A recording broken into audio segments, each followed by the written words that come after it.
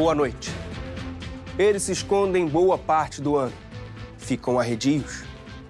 Humor instável. Sua população aumenta a cada ano, mas ainda não foi catalogada. Ô, não atrapalha não, tô estudando. Onde vivem? O que comem? Hoje você vai conhecer o estudante do Enem. Que não vai conhecer nada não, eu tô estudando, total sem tempo, vai. Roda a vinheta.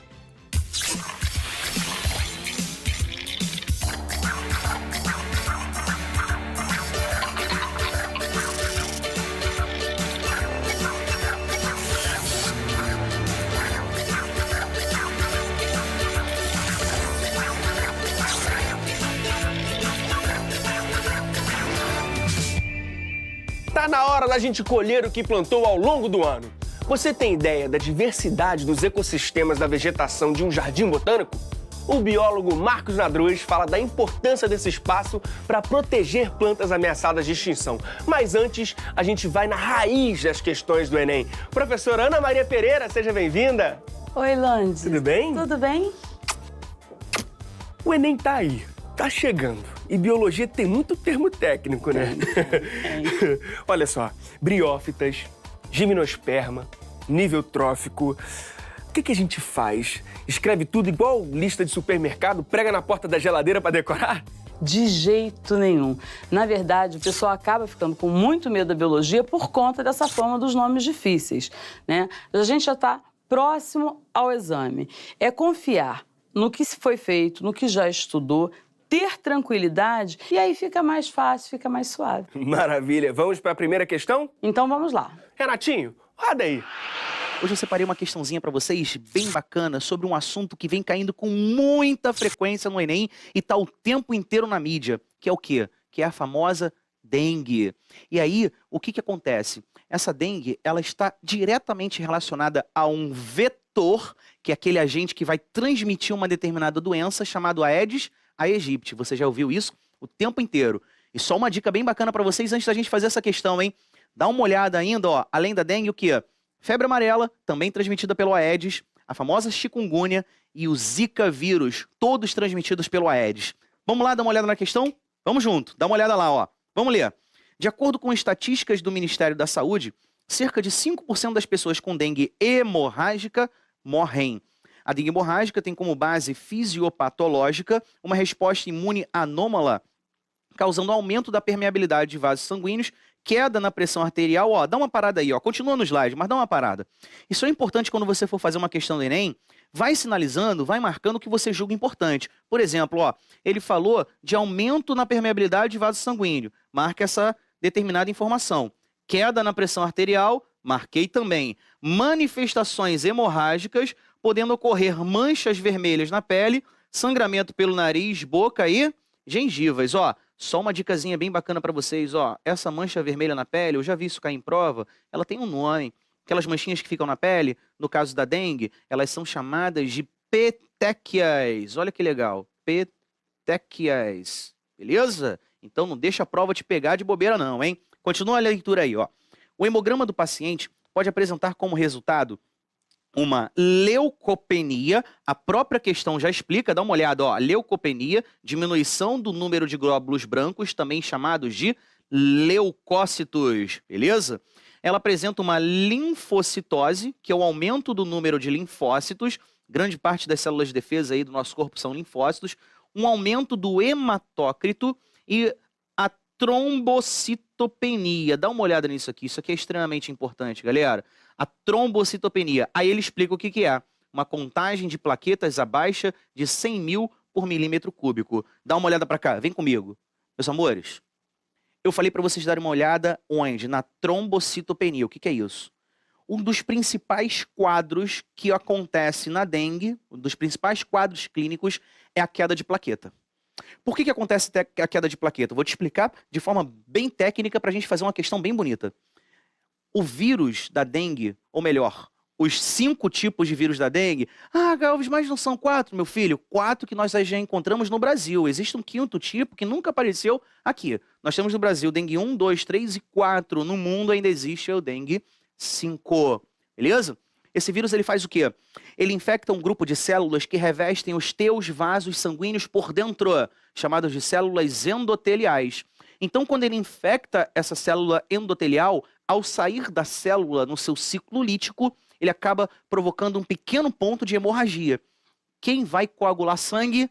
Quem é o primeiro fator de coagulação? As famosas plaquetas. Aqueles fragmentozinhos de célula. Ó, plaqueta não é proteína, plaqueta não é célula. Plaqueta é fragmento de uma célula chamada megacariócito.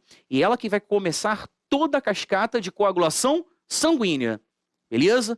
Numa outra oportunidade, a gente bate um papo sobre essa cascata de coagulação sanguínea. São 12 fatores, dos quais alguns são muito importantes para cair em prova. Por exemplo, fibrinogênio, a fibrina, o cálcio, a vitamina K, a tromboplastina ou tromboquinase. Depois a gente troca uma ideia. Vamos matar a questão? Dá uma olhada lá comigo, ó. Voltando. Relacionando os sintomas apresentados pelo paciente com dengue hemorrágica e os possíveis achados do hemograma, constata-se que... Vamos ver, hein? Vamos tentar achar uma resposta maneira aí, hein? Letra A. As manifestações febris ocorrem em função da diminuição dos glóbulos brancos, uma vez que estes controlam a temperatura. Pelo amor de Deus, meu filho! Que mané glóbulo branco controla a temperatura? Não, de jeito nenhum. Beleza? O controle da temperatura no nosso corpo ele é desempenhado principalmente pelo hipotálamo. Cuidado, o glóbulo branco é célula de defesa, não tem nada a ver. Letra B. A queda na pressão arterial é ocasionada pelo aumento do número de linfócitos que tem como função principal a produção de anticorpos. Olha, os linfócitos, principalmente linfócitos B, eles atuam na produção de anticorpos sim, mas isso não interfere de forma alguma na pressão arterial. Então a letra B também está equivocada. Letra C. O sangramento pelo nariz, pela boca e gengiva é ocasionado pela quantidade reduzida de plaquetas que são responsáveis pelo transporte de oxigênio. Galera, olha só. O sangramento realmente é provocado pela quantidade reduzida de plaquetas. Isso aqui tá certo. Mas a plaqueta é responsável pelo transporte de oxigênio? Não! O transporte de oxigênio é hemácia. Beleza? Letra D. As manifestações hemorrágicas estão associadas à trombocitopenia, que eu chamei de queda de plaqueta, uma vez que as plaquetas estão envolvidas na cascata de coagulação sanguínea. Perfeito. Acabei de explicar isso para vocês. Gabarito letra D. Vamos matar a letra E? Os sangramentos observados ocorrem em função da linfocitose. Não, linfócito não tem nada a ver com sangramento. Já está errado aqui. Show? Dá uma olhada para cá. Meus amores, muito obrigado mais uma vez pela presença. Grande beijo e até a próxima. Muito obrigado, professor. Dengue, chikungunya, zika, qual a diferença entre elas? Bom, embora as três sejam transmitidas pelo mesmo mosquito, que é o vetor, o Aedes aegypti, e tenham sintomas bastante semelhantes, existem pequenas diferenças que permitem distinguir uma da outra. Das três, a dengue é, sem dúvida, a mais grave. Além da febre alta, dor no corpo, dor de cabeça, dor nos olhos, falta de ar, indisposição, as manchas vermelhas na pele. Em alguns quadros, a dengue pode levar até a um quadro hemorrágico, hemorragias, que pode levar, inclusive, à morte, né? A chikungunya, ela também tem febre e dores no corpo, mas há uma diferença. Na dengue, a dor no corpo ela é uma dor predominantemente muscular. Na chikungunya, são dores articulares.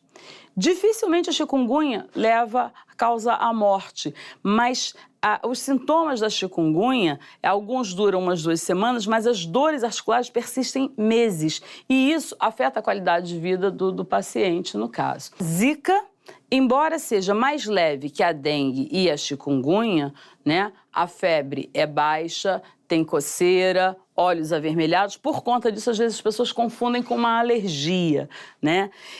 Dificilmente vai levar a óbito, mas a zika, há estudos que mostram uma relação da zika com a síndrome de Guillain-Barré, que é uma síndrome que causa paralisia, e com os casos de microcefalia. O que a gente precisa saber para acertar essa questão? Então vamos lá. O texto suporte da questão fala de dengue, mas o conteúdo cobrado não é dengue. Na verdade, é função dos elementos figurados do sangue.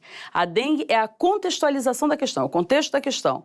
Se o aluno dominar as funções dos elementos figurados do sangue, hemácia, leucócito, plaqueta, ele faz essa questão sem problemas. Aonde ele vê isso? Normalmente a gente trabalha esse conteúdo em histologia animal, em tecido sanguíneo, né? No ensino médio, geralmente no primeiro ou no segundo ano, dependendo da organização curricular aí da escola. Agora, no 8º ano do ensino fundamental, ele já tem uma noção básica desse assunto. E se eu quiser pesquisar um pouco mais sobre esses temas? Se você optar por um livro volume único, daquele que tem todo o conteúdo nele, você vai buscar na parte de histologia animal. Dentro de histologia animal, tecido sanguíneo. Se você tiver acesso a uma coleção que a gente chama de coleção seriada, né? Livro 1, livro 2, livro 3, geralmente aparece no livro 1, na parte de histologia animal. Professora, o Enem cobra temas atuais. Isso. E até hoje, agrotóxico é atual. Como cai na prova? Ele pode pedir agrotóxico em função dos problemas decorrentes, problemas ambientais decorrentes desse uso, como é o caso da magnificação trófica ou bioacumulação. Pode também focar em estratégias interessantes, como o manejo adequado do solo, tentando diminuir esse uso agrotóxico, ou mesmo no controle biológico. Peraí, magnificação trófica, o bioacumula... Buguei. A magnificação trófica ou bioacumulação, a gente está falando do mesmo processo. O que é isso?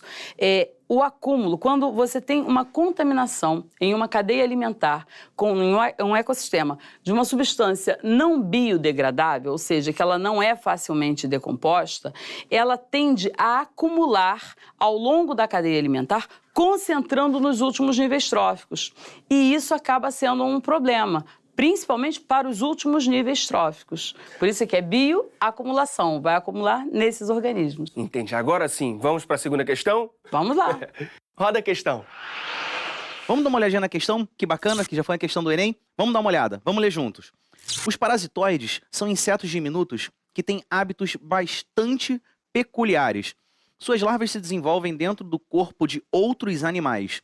Em geral, cada parasitoide ataca hospedeiros de determinada espécie e, por isso, esses organismos vêm sendo amplamente usados para o controle biológico de pragas agrícolas. O uso desses insetos na agricultura traz benefícios ambientais, pois o diminuto Dá uma olhada para cá.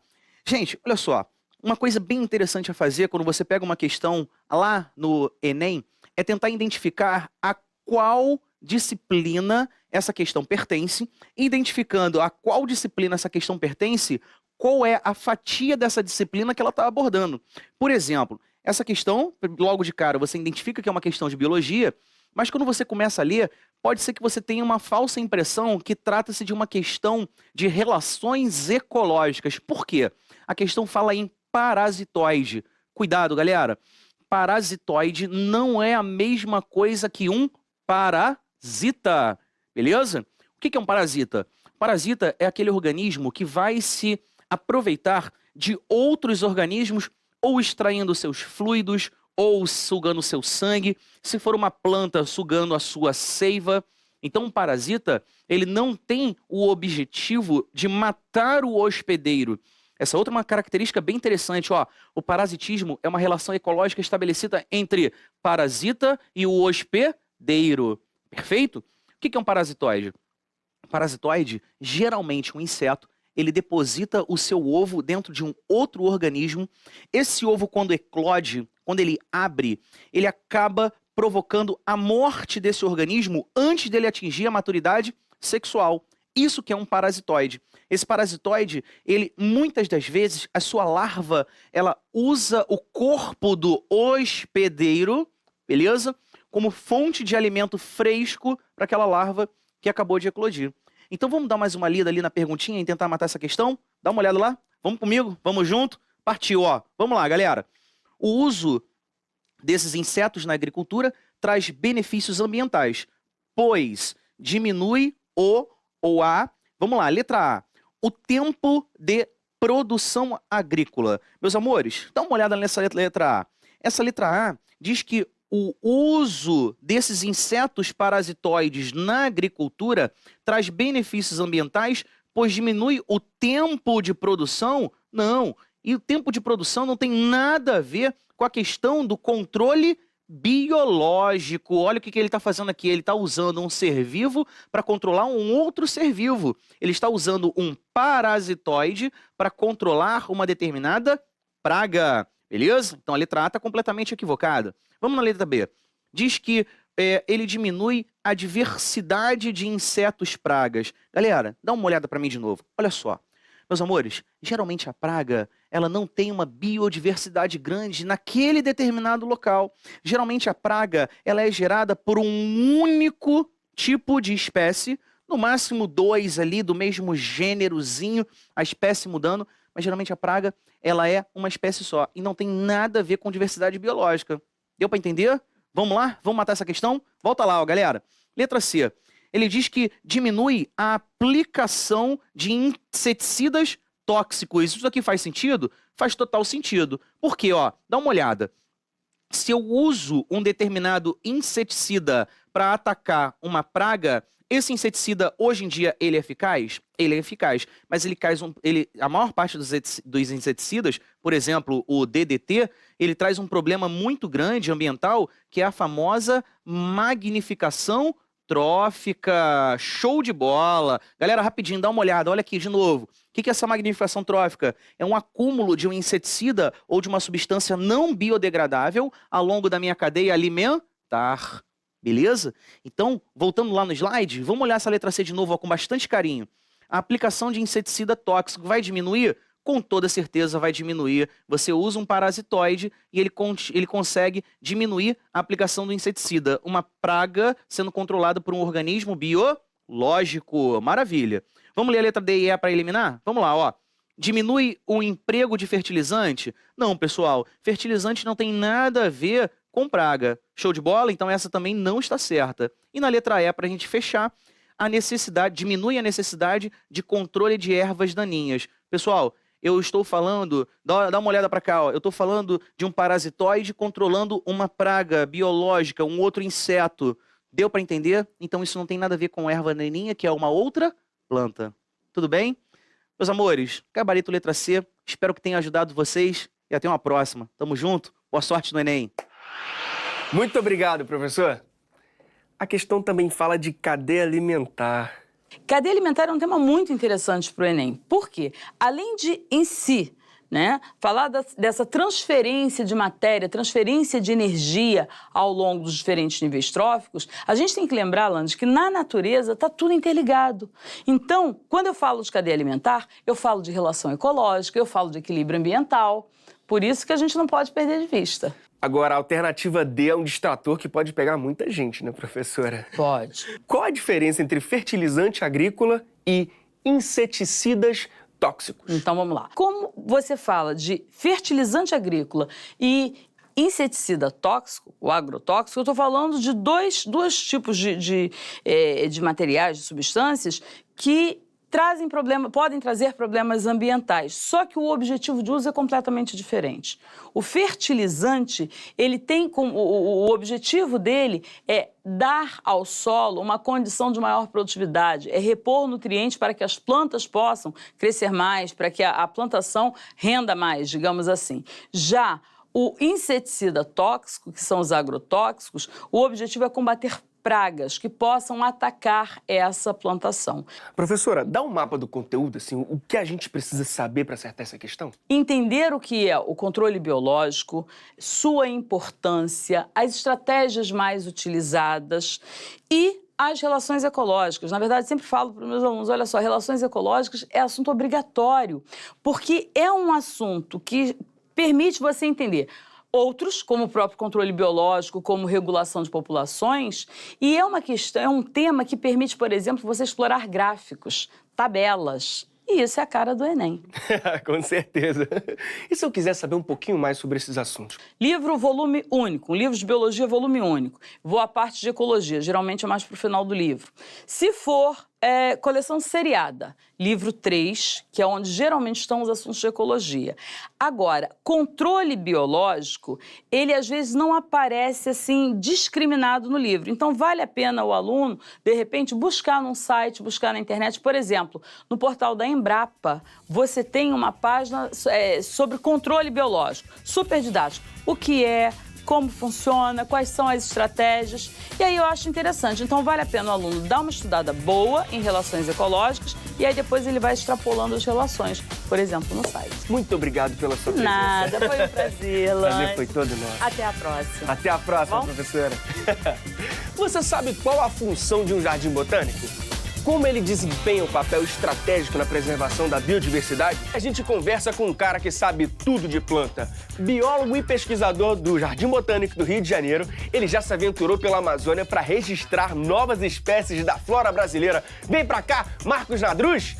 Grande, Alain, obrigado. Tudo bem? Tudo bem? Seja bem-vindo. Obrigado. E aí, conta pra gente como é o seu trabalho no Jardim Botânico. Rapaz, o meu trabalho no Jardim Botânico, ele envolve particularmente a identificação de plantas, porque o Jardim Botânico, a botânica tem uma linha, um leque de pesquisas e eu sou um taxonomista, que é justamente a linha da botânica que identifica plantas. Então, meu trabalho é basicamente esse, faço inventários em unidades de conservação, em parques nacionais. E qual a importância de um jardim botânico? O Jardim Botânico, ele tem como missão a conservação e o conhecimento da flora brasileira. Ele manda pesquisadores para fora do Rio de Janeiro, manda pesquisadores até para fora do país, para justamente conhecerem novas plantas, identificarem novas plantas, descobrirem novas plantas para o conhecimento da nossa flora. E vocês têm uma preocupação de levar o conhecimento para todas as pessoas, inclusive quem tem deficiência visual. Fala um pouco desse projeto. O Jardim Botânico tem um projeto bem interessante, que é o Jardim Sensorial. O Jardim Sensorial ele foi criado em 1995 no Jardim, de lá para cá ele só é sucesso. Ou seja, é um jardim para aguçar os sentidos do olfato e do tato. E é principalmente utilizado para quem tem uma deficiência, os deficientes visuais, que trabalham cheirando e tocando as plantas e também fazem a leitura em braille nas placas de identificação. E tem alguma curiosidade de alguma espécie que tem lá no Jardim Botânico? O Jardim Botânico tem várias espécies interessantes. Uma delas é o pau-brasil, que anteontem mudou de nome científico. Antigamente era conhecido como Cesalpine equinata e hoje chama-se de pau-brasilia equinata. E é uma planta histórica, uma planta que foi utilizada muito pelos europeus para tirar tinta, quase extinguiu. Temos também a palmeira imperial plantada por Dom João VI, que foi fulminada por um raio em 72, e nós tentamos salvar ela, mas não conseguimos, os troncos foram cortados para serem distribuídos como relíquia. E uma coisa curiosa, quando Dom João VI plantou a espécie no Jardim Botânico, ele queria a hegemonia dessa espécie lá no jardim. Ou seja, posteriormente, os novos diretores que chegaram no Jardim Botânico mandavam queimar os frutos assim que a planta frutificava. Por quê? Porque assim eles conseguiam manter a espécie única e exclusivamente no Jardim Botânico. Só que os escravos, na época, sabendo do valor dessas sementes, eles subiam de noite no tronco da palmeira, roubavam os frutos e vendiam. Daí você vê a rua Paissandu hoje é coberta de palmeira imperial e outras áreas do Rio de Janeiro elas são ornamentadas por palmeiras imperiais. Você também já trabalhou na curadoria do herbário criado por Dom Pedro II, que era naturalista. Como que é esse trabalho? O herbário é uma coleção de plantas secas, ou seja, o pesquisador vai a campo, trabalha com material vivo, só que para preservar esse material ele tem que passar por um processo que nós chamamos de herborização, ou seja, secagem do material. E esse material ele é informatizado, fotografado e incluído no herbário. Então, o nosso herbário tem 650 mil espécimes conservados lá.